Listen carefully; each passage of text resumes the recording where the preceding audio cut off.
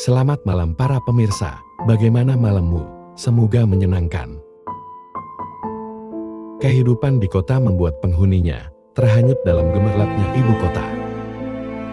Ada seorang wanita kesepian bernama Sari. Sari mencari tempat berlabuh di hatinya. Sari seorang pengusaha yang cukup ternama di kota ini. Selain cantik, dia pandai berbisnis.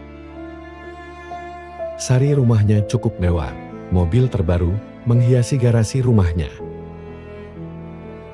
Hidupnya memang berkecukupan. Namun dia merasa ada yang kurang di hatinya. Suaminya jarang sekali pulang. Prasetyo, suami Sari, kerja di luar negeri. Ada perusahaannya di sana.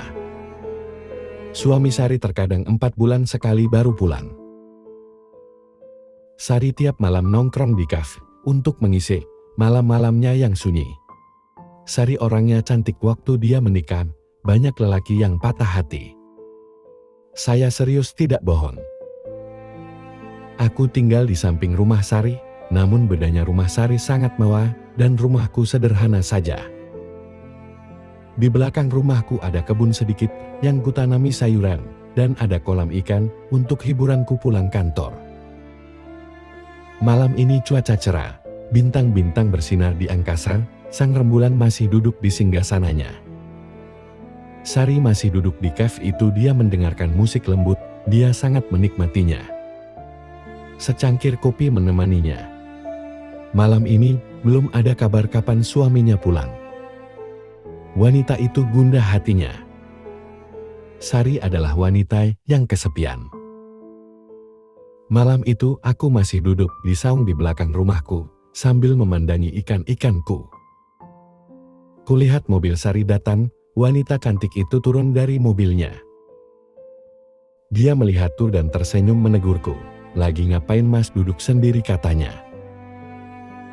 Lagi santai, Sari, sambil cari hiburan memberi makan ikan, kataku. Wanita cantik itu pun datang menghampiriku, dia duduk di sampingku. Dari mana, kataku, dari kafe mas, cari hiburan, katanya. Kami pun akhirnya berbincang-bincang. Harum parfum di tubuhnya membuat dia semakin elegan. Sayang dia bukan istriku, seandainya dia istriku pastiku. Belum selesai lamunanku, Sari membuatku terkejut. Heh mas, kok melamun, katanya. Aku pun tergagap dan menjawab sekenanya, ikannya sudah banyak yang mempunyai anak, kataku. Lihat banyak yang kecil-kecil, kataku. Sari pun melihat ke kolam sambil tersenyum. Apakah dia tahu yang kulamunkan? Mungkin dia tidak tahu. Sekali-kali refreshingnya jangan ke kafe terus, Sari, kataku. Ke gunung atau ke pantai biar suasananya berubah. Aku mau sil, tapinya ada yang ngawani, kata Sari. Bagaimana kalau mas yang ngawani? Lusakan libur, malam minggu, kawani Sari ya mas. Kenapa aku tidak bisa menolaknya? Mungkin karena aku suka. Ada tempat villa orang tuaku di sana. Kita bisa istirahat di sana, kata Sari. Hari ini kami berangkat. Kulihat wanita cantik itu dengan busana sederhana, hanya memakai celana jeans dipadu kaos. Duh, cantiknya. Mobil pun mulai melaju. Sari bercerita padaku, cerita tentang rumah tangganya. Suaminya sibuk dengan kerjanya dan tidak ingat pulang, walau secara materi dia berlebih. Dia juga mulai dengar suaminya ada main dengan wanita lain. Sudah lama dia menikah, namun belum dikaruniai anak. Sari sangat menginginkannya. Jatah bulanan suaminya selalu mentransfernya, namun jatah yang itu tidak diberikannya. Jatah rohani maksudnya. Sudah 5 bulan suaminya tidak datang-datang. Sari selalu kesepian. Di kafe yang meriah itu dia selalu ada, namun hatinya sepi dan gundah gulana. Sampailah kami di villa itu. Kuturunkan barang-barang kami. Barang-barangku masukkan ke villa. Kami jalan-jalan di antara pohon cemara, burung-burung ramai berkicau, kami melintasi parit-parit. Entah mengapa Sari terpeleset, aku spontan merengkuhnya. Kami sama-sama terjatuh. Tubuh Sari menimpa badanku. Sari malah tertawa melihat aku penuh lumpur. Kulihat ada lumpur di pipinya. Aku membasuhnya, kulihat ada kebahagiaan di hatinya. Aku segera berdiri dan menarik tangannya. Kami pun kembali ke villa, tangan Sari menggandeng tanganku.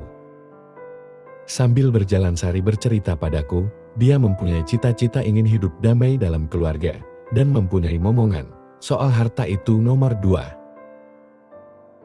Hari ini cuaca cerah, namun udara pegunungan yang sejuk, menambah suasana semakin indah. Sampailah kami di villa, kami segera mandi.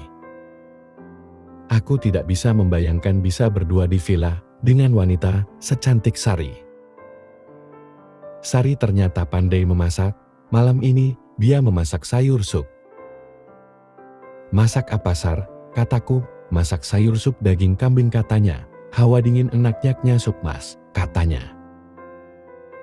Kalau daging kambing bisa menambah gairah laki-laki loh, kataku. Sari pun tersenyum penuh arti. Senyumannya membuat jantungku berdetak kencang.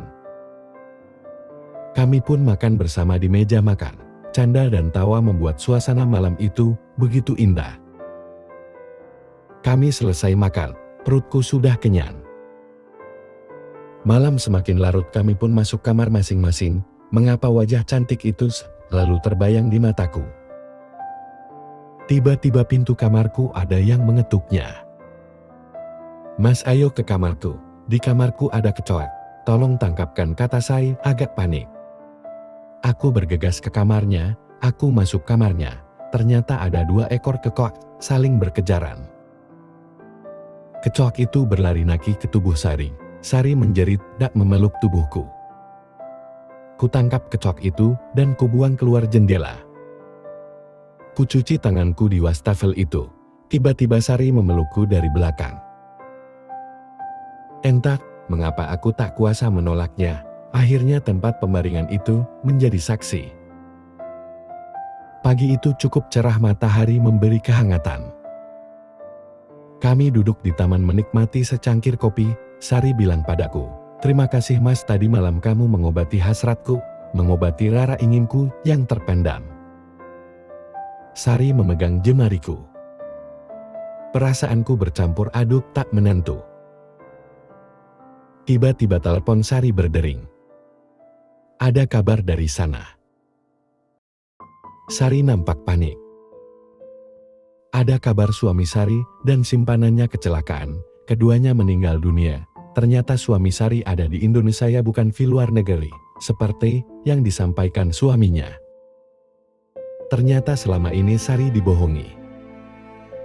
Kami pun bergegas pulang. Sari akan mengurus jasad suaminya. 2 tahun telah berlalu. Di rumahku sekarang tidak sunyi lagi. Ada gadis kecil yang menemani kami, usianya sudah 1 tahun. Dia bernama Intan. Intan adalah anakku dan Sari. Sari menjadi istriku, aku menikahinya sejak dia menjadi janda. Kami pun hidup bahagia.